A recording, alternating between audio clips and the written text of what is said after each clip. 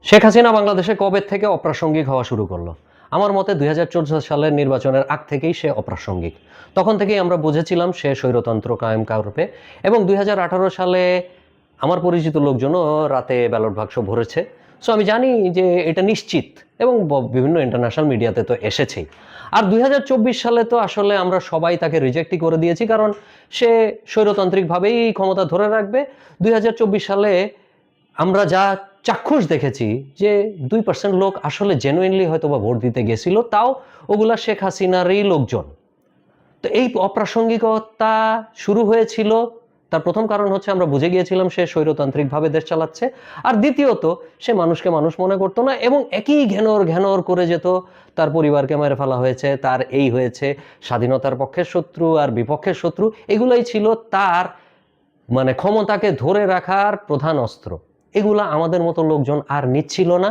আমাদের উপায় ছিল না বলে আমরা তাকে বর্জন করেছিলাম এবং অপ্রাসঙ্গিক করে তুলেছিলাম আমাদের জন্যে। আজকে ২৪শে গণঅভ্যুত্থানের পরে আমরা খেয়াল করেছি শেখ হাসিনা কোনো একটা ওই অডিও বার্তা দিলে ওইটা নিয়ে পুরা নেট দুনিয়াতে তুলকালাম হয়ে যেত। এখন সে হয়তোবা অনেক কিছুই বলছে, এখন আর কেউ পাত্তা দিচ্ছে না। এখন অবশ্য সার্চও করি না শেখ হাসিনার নতুন কোনো অডিও ক্লিপ এসেছে কিনা, এখন করি না, কারণ অপ্রাসঙ্গিক। ওনার কথা বলার উদ্দেশ্য কিন্তু শেখ হাসিনার বিষয়ে না।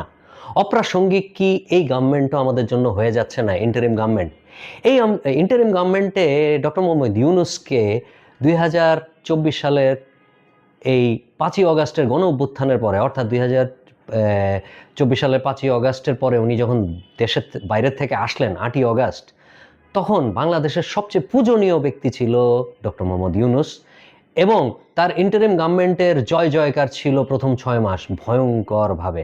আমরা তো অনেকে বলাই শুরু করেছিলাম তিনি যেন আজীবন থাকুক অথবা ৫ বছর থাকুক, শেখ হাসিনার যে টার্ম আছে ওইটা থাকুক ১০ বছর, অনেক কথাবার্তা। এখন এই ডক্টর মোহাম্মদ ইউনূস এবং তার ইন্টারিম গভর্নমেন্টকে মানুষ গালি দিতেও ১ মিনিট দ্বিধাবোধ করে না। কেউ দলের নিবন্ধন না পেলে সে গালি দিচ্ছে, খুব খারাপভাবে গালি দিচ্ছে। কেউ কারো মৃত্যুর বিচারের জন্য তাকে বাজেভাবে কথা বলতেছে। তাকে কোনোভাবেই কোনো রকম শ্রদ্ধা এই মুহূর্তে যারা তার উলটপালট দেখছে, কোনোভাবেই শ্রদ্ধা জ্ঞাপন করছে না। এটার কারণ কি? উনি কেন এরকমভাবে অপ্রাসঙ্গিক হয়ে গেল? এটার মেইন কারণ আমার কাছে মনে হয় উনিও সেই একই ধরনের আইডিওলজিতে, শেখ হাসিনার মতো স্বৈরতন্ত্র বলবো না, কিন্তু তিনি নতুন কিছু বাংলাদেশকে দেখাতে পারছেন না। ওই সংস্কার, শেখ হাসিনার বিভিন্ন বিষদগার, যে সে যা বাংলাদেশে করে গেছে এটা অবর্ণনীয়, এই ধরনের কথাবার্তা এবং চাপের মুখে যে কোনো কিছুতে মেনে নেওয়া, এইটা হচ্ছে ডক্টর মোহাম্মদ ইউনূস এবং ইন্টারিম গভর্নমেন্টের সবচেয়ে খারাপ দিক। চাপের মুখে মেনে নেওয়া কীরকম? যেই বিষয়ে তার কোনোভাবেই তিনি আর প্রোটেক্ট করতে পারতেছেন না, কারণ কথিত আছে যে প্রশাসন তার কোনো কথাই শুনে না। দেখা গেল আওয়ামী লীগ তো না, এই যে বৈষম্য বিরোধী ছাত্র আন্দোলনের কোনো এক নেত্রীকে ধরে নিয়ে যাওয়া হয়েছিল ৫০ কোটি টাকা লোপাটের অভিযোগে, তাকে আবার পরদিন ছেড়ে দেওয়া হইলো।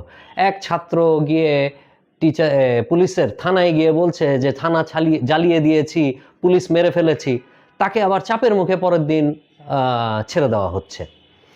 অথচ আনিস আলমগীরের মতো সাংবাদিককে আবার ছাড়া হচ্ছে না, যদিও আমি আনিস আলমগীরকে ছাড়ার পক্ষে না, কিন্তু সামহাও ছাড়া হচ্ছে না, কারণ তার পক্ষে বিরাট জনরোষ তৈরি হচ্ছে না। ২-১ জন সাংবাদিক অথবা ইউটিউবার তার পক্ষে কথা বলছে, কিন্তু এটা খুব বেশি মারাত্মক চাপ না বলে এইটাকে তারা খুব একটা পাত্তা দিচ্ছে না।